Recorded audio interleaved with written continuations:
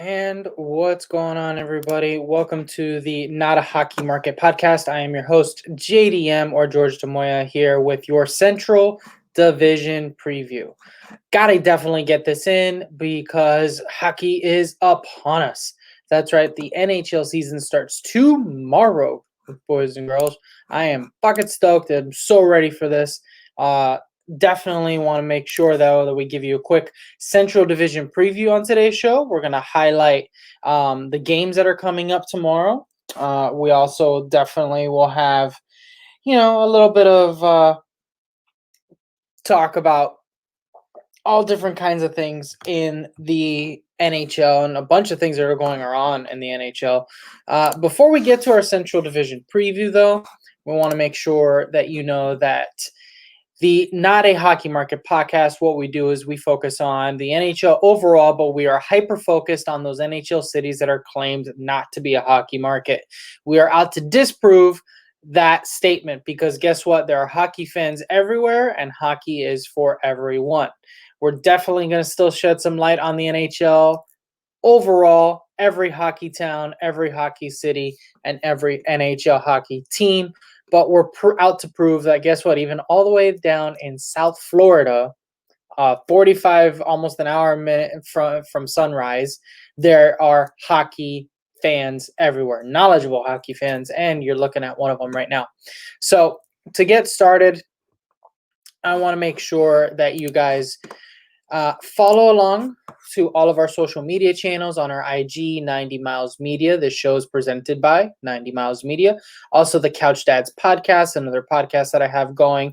And we are a proud member of Podcast City Network and proud members and fans or contributors of Final Score. So be sure to follow them on those social media channels at PCN Final Score or at Podcast City Network as well. And subscribe to our YouTube channel.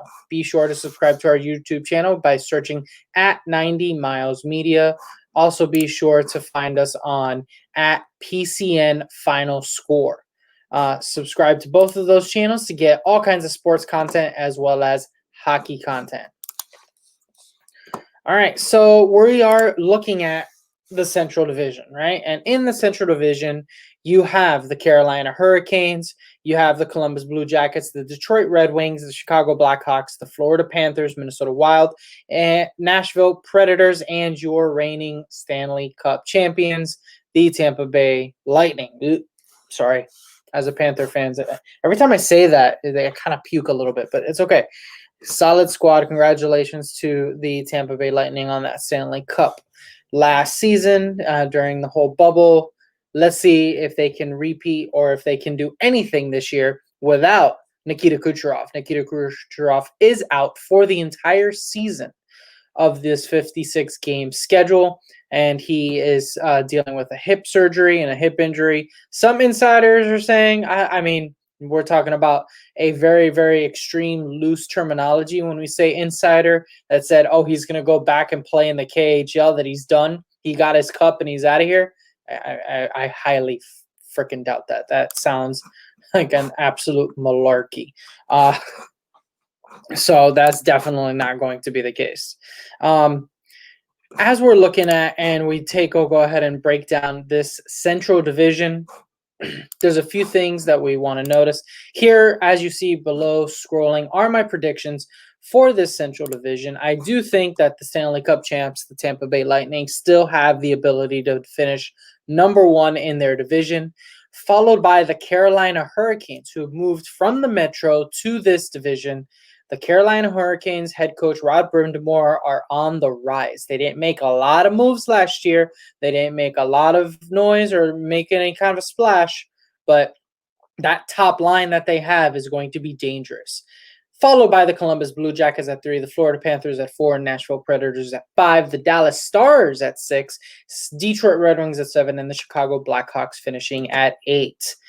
A lot of this has to do with many different factors, and let's go ahead and break down each team individually, and I'm just going to go randomly here and say I'm going to start off with the Dallas Stars. Now, unfortunately for the Dallas Stars, they will be out without Ben Bishop for quite some time. that is truly what's going to hurt them. And what I have, I mean, and you're probably thinking, wait a minute, what do you mean? Why on earth are the Dallas Stars, this, deep, or why do you have them so low? They just went to the cup against Tampa Bay. Well, I'm not sure if Anton Khudobin is going to repeat that kind of success. I'm still not 100% sold on him. And the Dallas Stars will be without Ben Bishop and Tyler Seguin for a couple months. A couple months in a short pandemic, shortened season of 56 games, that is going to hurt them. That is going to hurt them tremendously. And that is why I really feel like the Dallas Stars are not going to be at the top and not make the playoffs this particular year. It is also said to remember that with the Dallas Stars, that there is the talk of Stanley Cup hangover. They lost the Stanley Cup last year to the Tampa Bay Lightning. Tampa Bay is riding that streak. Teams that lose the Stanley Cup the next year tend to have a slow start. Another thing you do not want to have, in a shortened season, does a slow start, which they were also victim of last year. They also had a slow start last year. So that is why I have the Dallas Stars there. It will be great to see Seguin back. I look forward to watching some of these players like Gurianov take an extra step forward.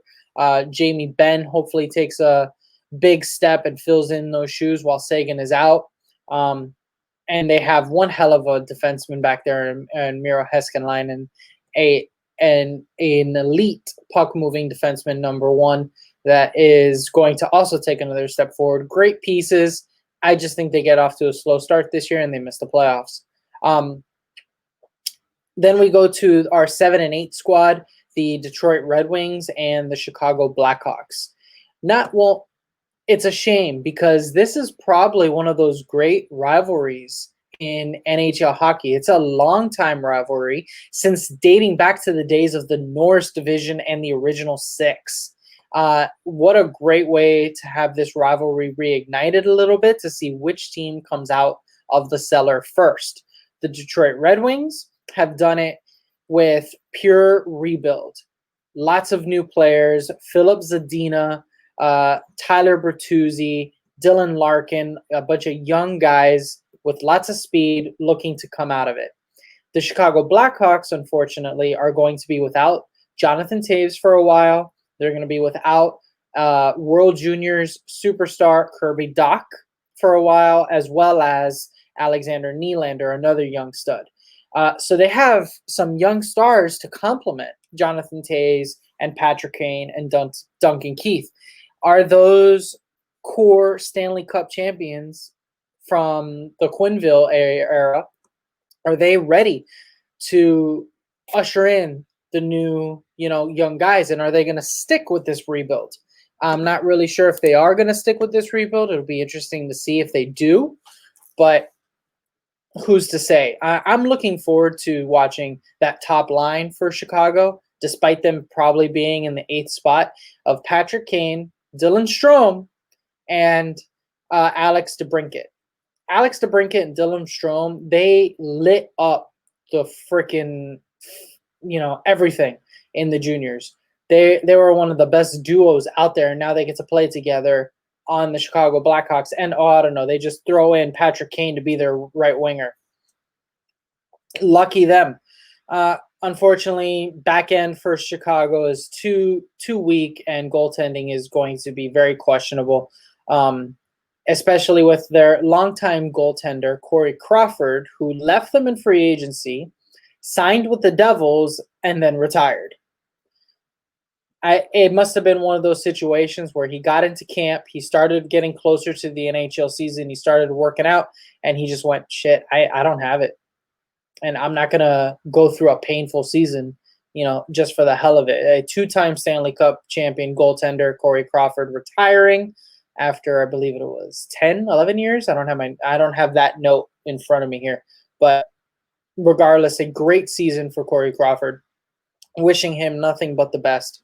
Not sure what is next for him in this stage of his career, but nothing but love for Corey Crawford for sure. Speaking of particular, players that retired, Jay Bouwmeester also decided it was time for him to hang up his skates. The longtime Florida Panther and St. Louis Blues and Stanley Cup champ. A very smooth skating defenseman that was very difficult to play with a long reach. He has also decided to leave the NHL. So best of luck to Jay Bo in his future endeavors as well. Really fun to watch you play on shitty Panther teams. Even though many Panther fans didn't like him, my wife liked you. So that's something to say. She thought you were, one, pretty damn good looking, and two, very smooth skater, and she appreciated that. So thank you for getting my wife into hockey back in the day, Mr. J. All right. Before we move on, definitely want to make sure that we take a moment to recognize that Not a Hockey Market podcast is a proud member of Podcast City Network. Podcast City Network is one of the leading members of independent podcasters with over 19 different podcasters around. Interested in whatever kind of podcast that they have, definitely go to their social sites and their websites. Go to Facebook.com/Podcast City Network. Also follow them on Twitter @PodcastCityNet, and be sure to visit the website podcastcity.net. You can also watch all their content on their YouTube page. Just type in the search bar keyword Podcast City Network and subscribe. All right. So as we continue, where can we leave off, gentlemen? So we were mentioning the Chicago Blackhawks being more or less an eighth. Really not sure what was going to happen there and how that team is going to move forward. What is nice is that now the Chicago Blackhawks will get to see their Stanley Cup champion, Coach Q, multiple times. Joel Quenneville, head coach of the Florida Panthers, will be playing multiple times against the Chicago Blackhawks, and now the Panthers are a division rival. It was very well noted that Jonathan Toews said that, hey, in Florida, there's a lot of potential there. They've got a young and exciting group that wants to get in the playoffs, and you know what? Joel knows what to do when it comes to playing playoff hockey. That was a direct quote from Captain Series Jonathan Toews. And the Florida Panthers, I do have them. Yes, they are one of my teams. They are my team mainly. And I have them making the playoffs this year. And it really comes down to Alexander Barkov and Jonathan Huberdeau having another stellar point per game season. And if they can do that, and if Sergei Bobrovsky can get to a shimmer of how he was with the Columbus Blue Jackets, they are in the playoffs. Their defensive core got rid of Mike Matheson. Thank you very much. Goodbye. And got rid of that turnover machine. There's also big questions right now that's floating around the internet. Will Keith Yandle even make the top 6 of the defensive core? He's also been a turnover machine. He's a great guy, great puck moving forward, but it is possible that he has fallen off in terms of skill level, maybe too much this offseason. Maybe he's spending too much time on the Chicklets show. I don't know. Maybe you can just join my show instead. It's a better show. No, I'm kidding. I love the Chicklets, guys. They're all right. So it's interesting to see because it also threatens his Ironman streak. So we'll see what happens with Keith Yandle on that. And I like what the Florida Panthers did in adding Anthony Duclair, adding Alexander Wenberg, adding Patrick Hornquist in a trade, getting some extra grit, and they will be bringing in Owen Tippett. They'll be bringing in, some other young, stars from their prospect pool to see if they can step up. Hendrik Borgstrom, he ain't going to make it to camp. Who knows what the hell we're going to end up doing with him. But it comes down to really Barkov, Huberdeau, and Bobrovsky. If Bobrovsky can keep them in the game, Barkov and Huberto are going to keep feeding Duclair. Duclair's going to have 20 goals, and that top line can push them into the playoffs, along with led by head coach Joe Quenneville. So I do have them there. Now, if any one of those things falters a little bit, if Bobrovsky falters a little bit and he's not back to the way he was, Nashville comes in and takes that spot without even batting a freaking eye. They have a Norris Trophy defenseman candidate back there in Roman Josi. They have a great top line of Ryan Johansson, Victor Arvidsson, and Philip Forsberg. That line also underperformed tremendously last year. And from all I've heard from camp is that they are clicking. They are all three very healthy, and they are pissed. So they are looking to get back to a form of where they can be consistently good, because they had a few weeks last season that they disappeared. Their top line was like a fourth line.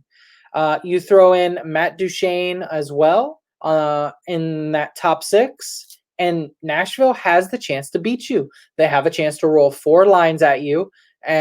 You add Pekka Rinne and Juuse Saros, who are now going to switch positions a little bit. And I believe Rinne will be backing up Saros, and Juuse Saros will have a shot at that number 1 position. It's still a good tandem. Pekka Rinne as a backup role, I mean, you've seen what he's done as a starter. A few fewer games, he's a little bit fresher, and why the hell not? I think he has the ability to really get in there and win some games for them when necessary. So it's definitely something that they're going to have to take a look at and, be careful. Nashville definitely could be coming for you. So that's what we have so far. Now let's look at your top 3. Okay. In the top 3, you have number 1, the Tampa Bay Lightning. No Kucherov this year. Okay. No Kucherov, but guess what? These guys are going to be at it again. Victor Hedman is the favorite to win the Norris Trophy. They go out and they sign Mikhail Sergachev, who is a number 1 to a sweet, cheap-ass deal. They clear the cap space by waiving Tyler Johnson, and he goes and gets waived. Steven Stamkos is back. Braden Point is going to take a huge step forward in a top 6, possibly top line role. You still have players like Alex Killorn that is going to be grinding on the boards. They are going to be the team to beat. And I expect them to probably come out of this division in the end and compete again. They're riding the high of winning a cup during the bubble. Without Kucherov, you're going to have somebody like Stammer or Point really step up, but I see them doing that. I really do. And what really kicks everyone's ass is that they have Victor Hedman and Mikhail Sergachev plus Andrei Vasilevsky on the back end. That is what is going to hurt everybody else in this league. Not to mention, the Central Division is considered to be one of the weaker divisions. So that definitely does not help. That you have the Central Division being labeled as one of the weaker ones. So that's very unfortunate. But hey, you know what they say, it is what it is. And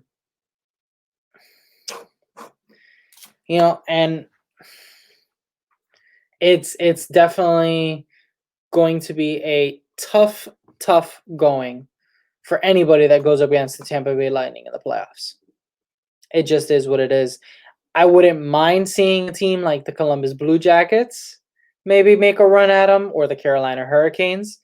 The Hurricanes benefit the most about moving to the Central Division because they were stuck playing the likes of Washington and Boston and Philly and all these teams from the Metro, and now they go into this division with that top line of Sebastian Aho, Teuvo Teravainen, and Andrei Snechikov. I mean, how many times is this kid going to do the damn lacrosse goal this season in 56 games? Probably a shitload. The Carolina Hurricanes, I think, are the biggest threat to the Tampa Bay Lightning, and hopefully they play against each other in the playoffs. That would be definitely something that I want to see. The Hurricanes are definitely coming. They are definitely coming, and there's going to be a nice little rivalry going between Carolina and the Columbus Blue Jackets. So that'll definitely be fun to watch throughout this season. And I like how the Hurricanes are set up. Head coach Rod Brind'Amour, top six is excellent.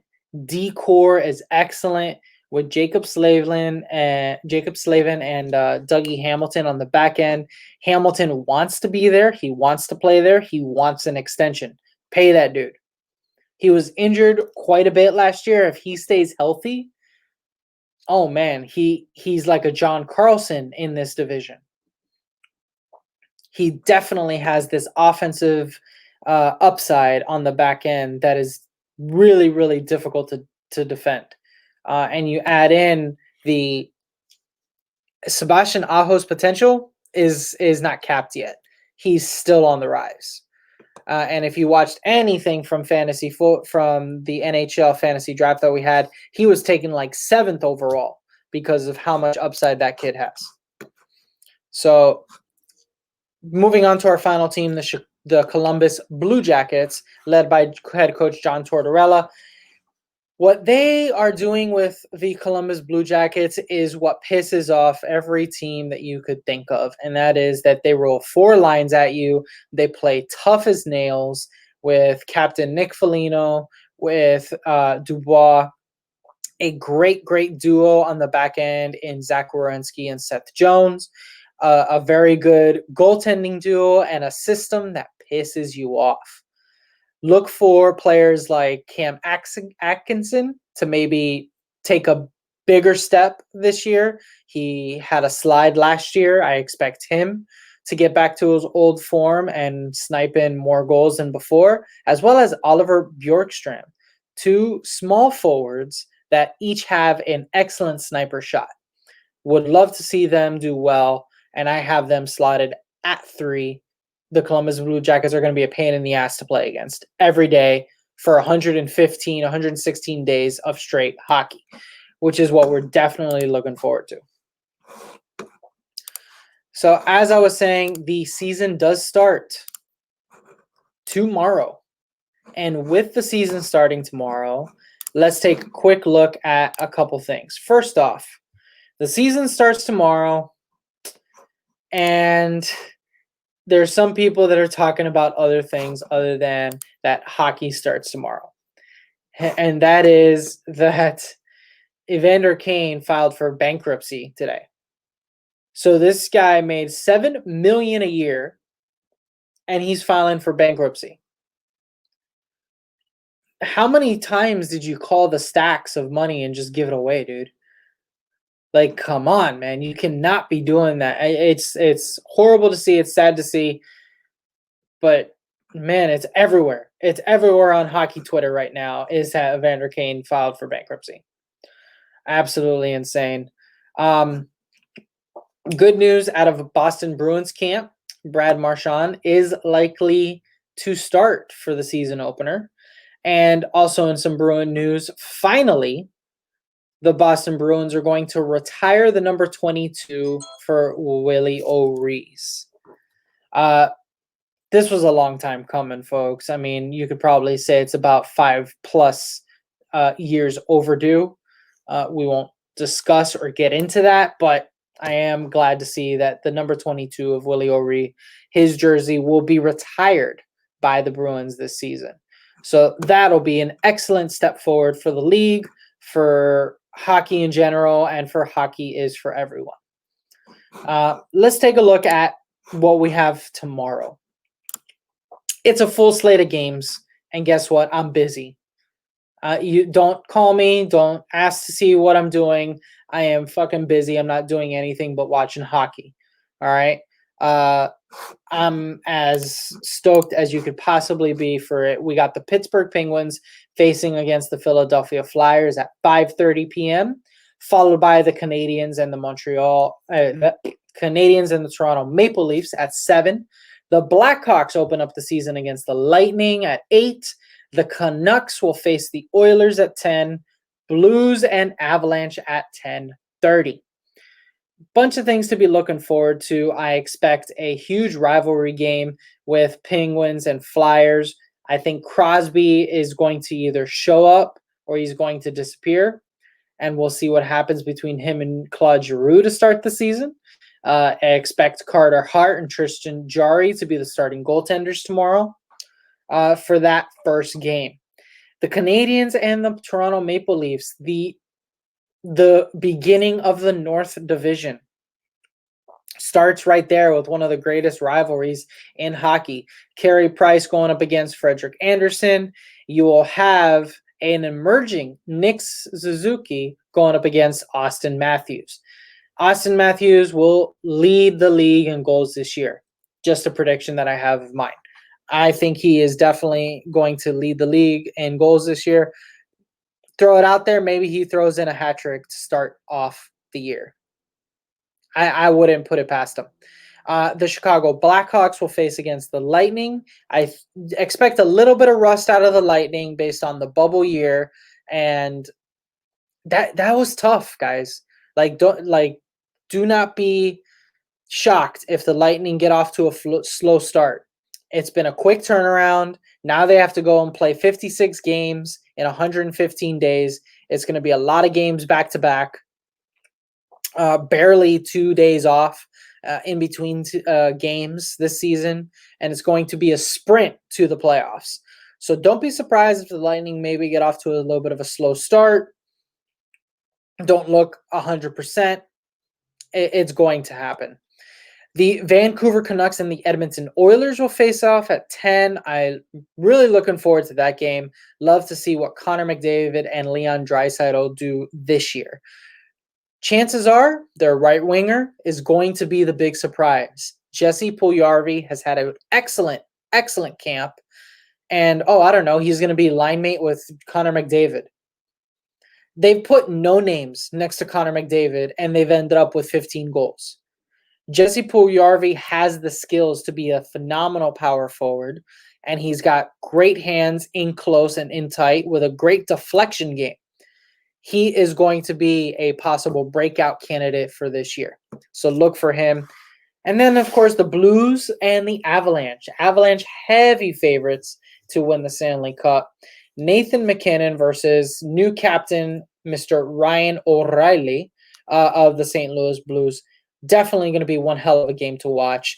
A possible future deep playoff matchup right there between the Blues and the Avalanche. So that's what your slate of games looks like. And that's going to be it for me for your Central Division preview and for Not a Hockey Market podcast. I am your host, JDM. Once again, please make sure to subscribe and watch and follow all the channels that you see there below on our IG, on our Facebook. Make sure to subscribe to our YouTube channel to catch the show here at 90 Miles Media. Also at Podcast City Network. Thank you very much for joining me today. Hope you all have a good one. Cheers.